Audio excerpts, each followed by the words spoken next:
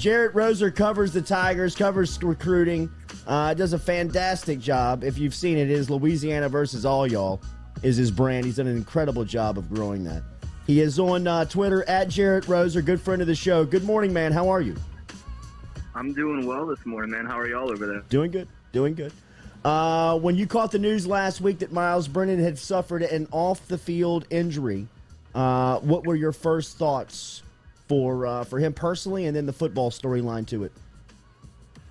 Yeah, I think the first reaction for most, if not all of us, was just kind of feeling bad for Myles, a guy who's waited so long for his opportunity at LSU, waited out the Joe Burrow era, and seemed like it was finally his time last year in the middle of everything else that was going on. And then 3 weeks into that abridged season during COVID, he suffers that injury up at Missouri and has a difficult time getting back from that. It ended up being obviously a really strange injury and rehab process to go through that I'm sure was incredibly frustrating for him at that point. And then feels like he's back healthy and ready to go and entering fall in this quarterback competition with Max Johnson. And before he even gets a chance to open camp and let that battle, reach its full fruition, he suffers an injury away from football. And so it's just kind of been one thing after another for him. Really tough luck for a guy that has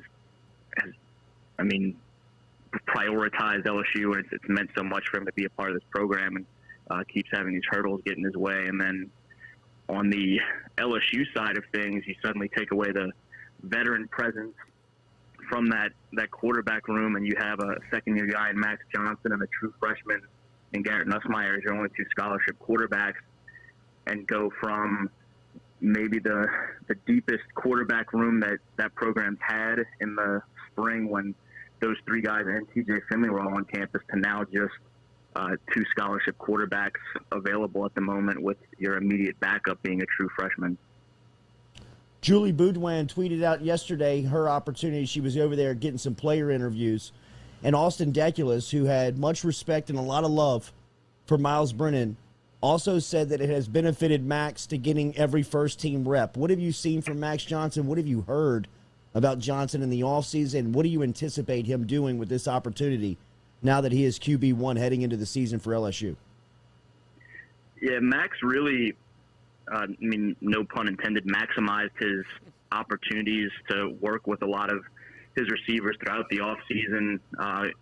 It was a really big offseason in terms of just having a full-fledged spring and summer back after the way last year went. You can hear with any of these guys that you talk to their increased level of confidence just to be back to closer to normalcy, and the work that they were all able to get in this offseason as opposed to last.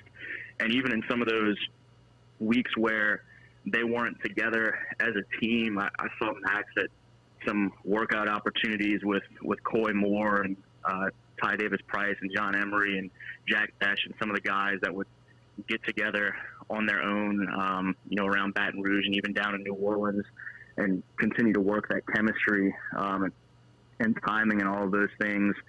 And that's been something you've heard a lot the last week or so too, is on top of everything that the Tigers are doing, kicking off camp as a team, you're seeing a lot of extra time that Max and company are putting in and really working that chemistry and timing. And it sounds somewhat reminiscent of that summer that we heard before the 2019 season, where there was the summer of 10,000 balls for each of those receivers, and the amount of extra time that guys in all position groups were really putting in. That's something that you're kind of hearing some similarities with Max and his receiving core right now. Who do you expect the number 2 wide receiver to be on this team? That's a great question. Coy Moore and Jerit Jenkins were two that kind of stood out to me coming into the offseason. And I'm really interested to see how this camp goes as well, because I knew that the freshman group was going to come in and really battle and set themselves up for some early opportunities. And some of the reviews of those guys: Brian Thomas, Chris Hilton, Malik Neighbors, Deion Smith, and then you have Jack Besh, the kind of hybrid receiver, playing more tight end now with some of the developments at that position. You're hearing some great things about all of those guys. And so as much as my expectations were already pretty high for that group, I'm interested to see just how quickly they can make strides in camp and set themselves up to, to be guys right off the bat. Yeah, they all play, right? I mean, after I've only seen them for 25 minutes out there, one media session, and I thought when I was leaving, they're all going to get reps this year.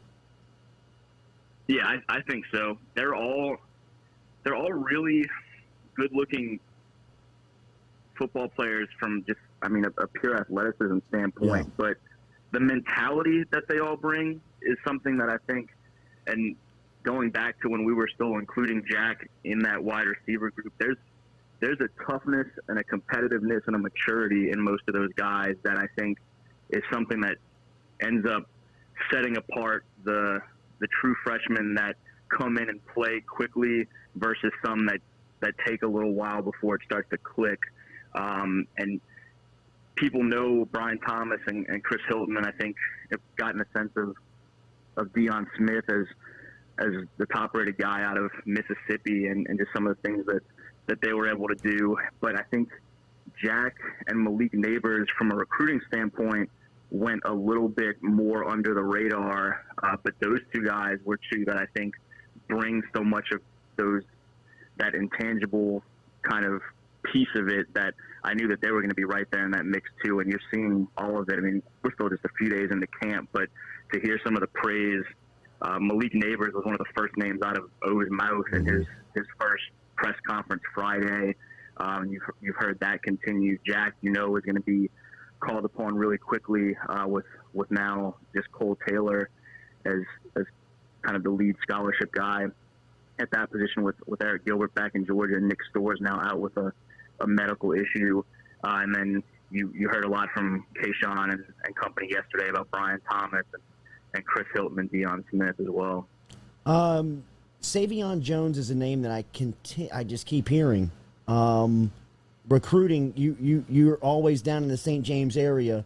You cover it as good as anybody. You've got relationships with all these guys. Is he somebody we should expect to have an immediate impact, even at a line and at a position that is experiencing great depth right now? Yeah, I think he's going to be one to watch on the edge. He's a guy that was kind of a freak athlete down at St. James, and as Coach Valdez says, beautiful downtown Vacherie, Louisiana. And his ability to move at his size, just his fluidity as well as his speed getting out there.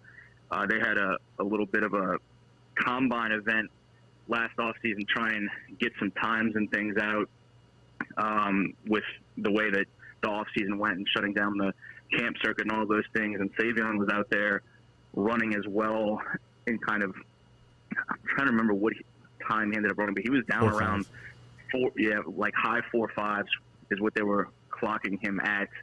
And so it may have been a little favorable of a stopwatch with his high school coaches running it, but it was his track coaches who were pretty serious about it. And so I don't think he was far off from that time. And so to see a guy move like that and then watch him get into to that strength and conditioning program with Coach Moffitt and company, and watch him go from a freak athlete at the high school level to very quickly looking the part of a college football player, I'm really intrigued to see him as a name that's been, a little bit more under the radar compared to a Mason Smith or a Sage Ryan or a couple of other guys. Yeah. But I thought he's one of the best players in this class long term, and we'll probably see some of that quickly as well. At Jerit Roser is where you follow him on Twitter. Jerit Roser covers LSU recruiting and Louisiana sports, really, for Tiger details and more. Get in touch with him on Twitter at Jerit Roser. Give me one on this recruiting class. The story on Jacoby Mathews. What do you expect from his recruitment here now, coming down the stretch, going towards December? Sure. Caught some folks off guard with his decommitment those last couple of days of July. But I think LSU remains in a good spot with him. They'll have to battle Texas A&M, and I think some of the other SEC schools will continue to see if there is a true opening there to possibly swing him to heading elsewhere. But LSU has been there for a long time in his recruitment, been pretty ever present. He's got a lot of close connections in Baton Rouge, both on that coaching staff. The hire of Mason Smith was huge to get him to commit in the first place. He's got great relationships with Terrence Wells and some of these other guys. And so I think the Tigers are going to continue to push a high-level talent in this 2022 class here. I mean, just a few miles down I-12, and that it's going to be tough for him to pass up on. But they have a little bit more of a battle at this point going into the fall with the Aggies and company than they would have liked. Jerit, keep up the great work, man. We'll see you around LSU practice, and it's great to hear from you. We'll touch base again soon. Always, man. Appreciate you. Have a great day. Yeah, man. There is Jerit Roser checking in this morning.